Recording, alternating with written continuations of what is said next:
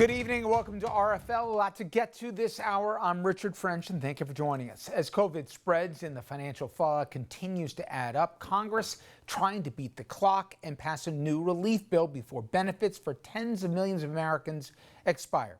Here, Chuck Schumer, the New York Democrat Senate Minority Leader, describing what's at stake. People are ready to lose their unemployment benefits, to lose their apartments and be evicted. Local governments are laying off people because they don't have the dollars. We're in a national crisis.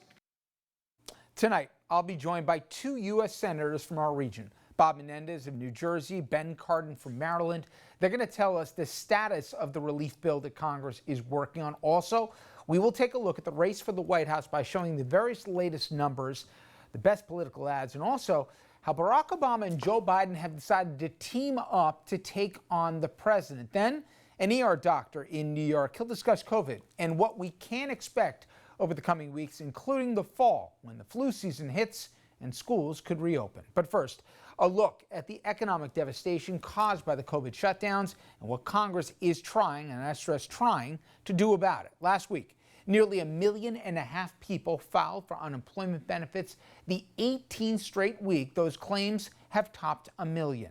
30 million people are now collecting unemployment benefits in this country, roughly 1 in 5 American workers. And Senate Republicans have not even started to negotiate with Democrats because they can't even agree with the White House as to what the bill should include. Senate removing the White House payroll tax cut from their plan, and now they're at an impasse. But the GOP's $1 trillion proposal does include stimulus check to individuals, money to test and fight COVID to a degree, some cash for schools, and more.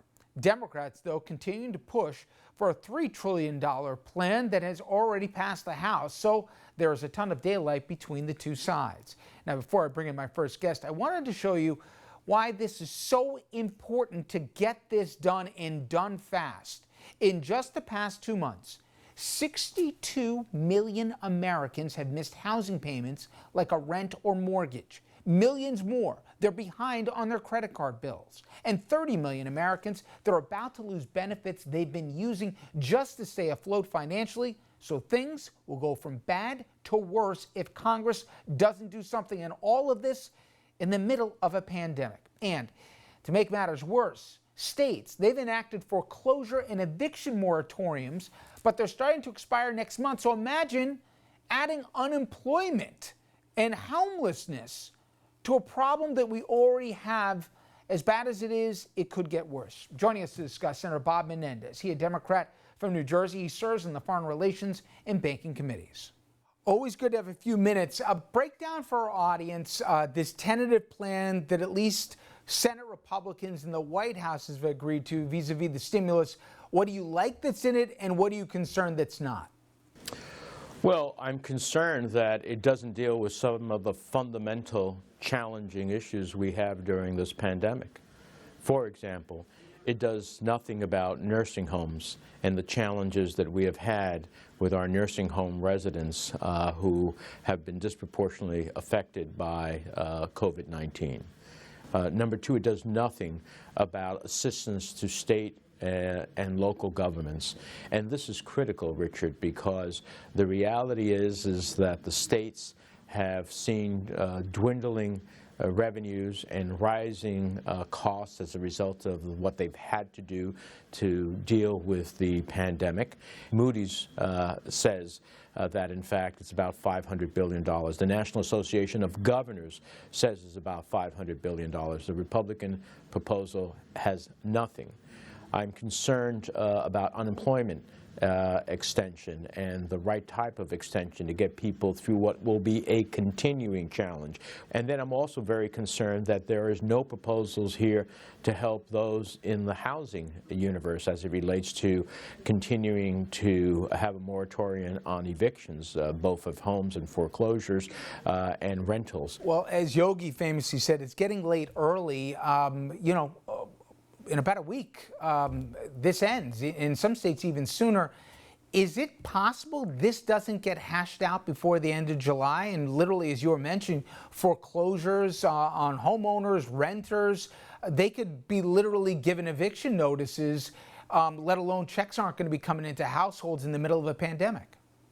Well, this is exactly why Speaker Pelosi and Democratic leader Schumer sent a letter a couple of months ago to the Republican leader in the Senate and to the White House saying, let's engage in what will inevitably be necessary, which is a new round of COVID relief. And that letter went unanswered by both the White House and Senator McConnell.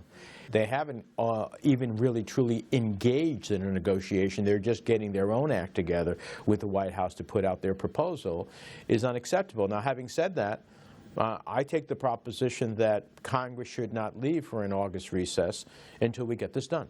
The American people need the Congress of the United States to act on their behalf. The House has their version, the HEROES Act. The Senate has yet to put a version up. That HEROES Act was passed, I think, almost 2 months ago. So at the end of the day, let us see what their proposal finally is. Let us have a negotiation, and then let us all ultimately come to an agreement that we can move forward. And that's what we're hoping will happen. I know you've been dealing with Governor Murphy, and you mentioned the states. Give an idea to the audience.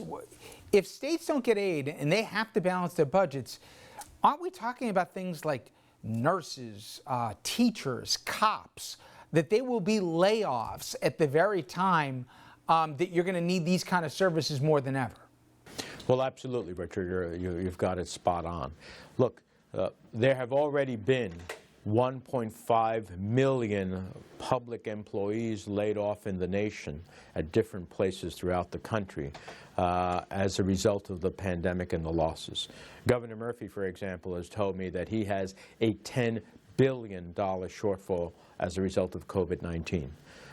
That cannot be taken care of simply by states, and that's only emblematic of what states across the country are facing. But as we see in Florida, Arizona, and elsewhere, Texas, all which might be considered red states, at the end of the day, they're going to need this assistance as well.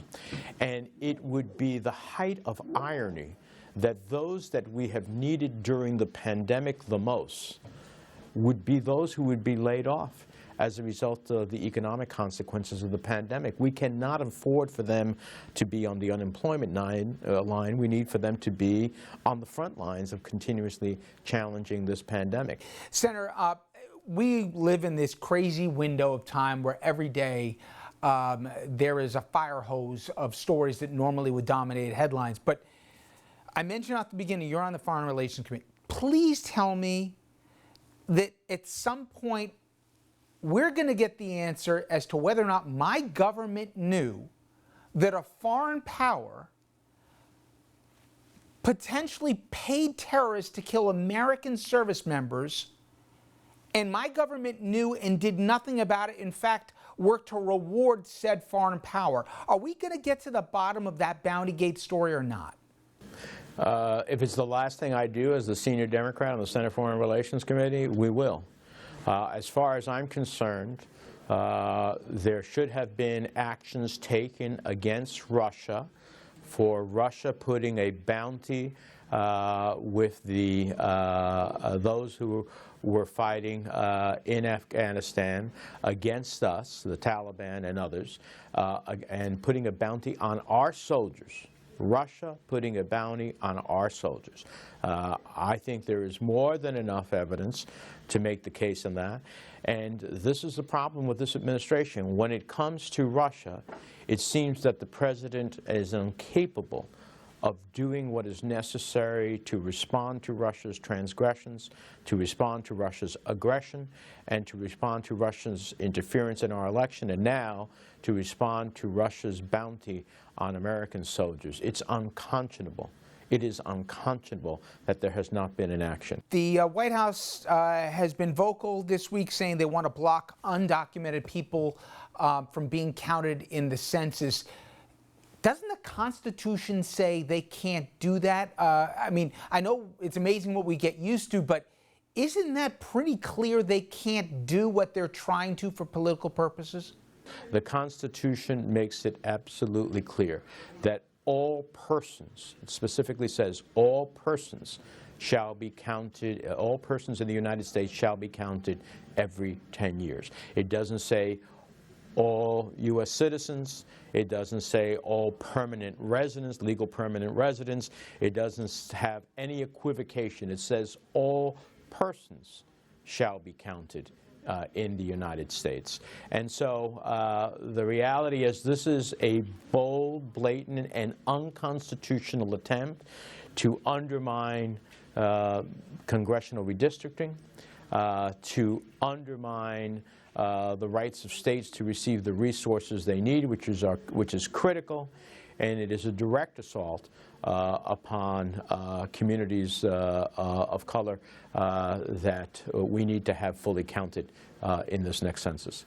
And finally, Senator, before I let you go, we all saw the story, the tragic story involving Judge Salas and her family losing her son and her husband being shot in that senseless shooting. You know, I should say, the judge personally and the family. Just a horrible story. This is such a tragedy. It's so heart-wrenching. I recommended Judge Salas to President Obama to be nominated to the federal bench. She has been an extraordinary jurist.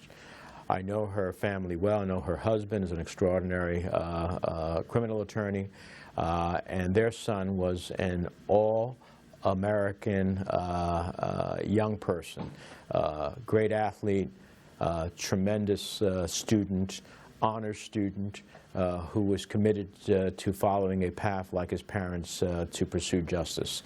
And his life was snuffed out by this must be deranged individual. And so, you know, I can't, as someone who has children, I can't imagine the pain that Judge Salas is going for. Their only child.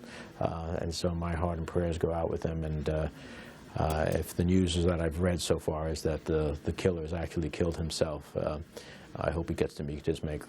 Senator Menendez, I know you've got a lot in front of you here in the next days and weeks ahead. I appreciate you giving us a few minutes tonight, though. Thank you so much. Good to be with you. Up next, another U.S. Senator from our region joins RFL, Ben Cardin of Maryland. He'll discuss the status of the COVID relief bill, administration's response to the outbreak, and why he's so upset that federal officers are heading into American cities.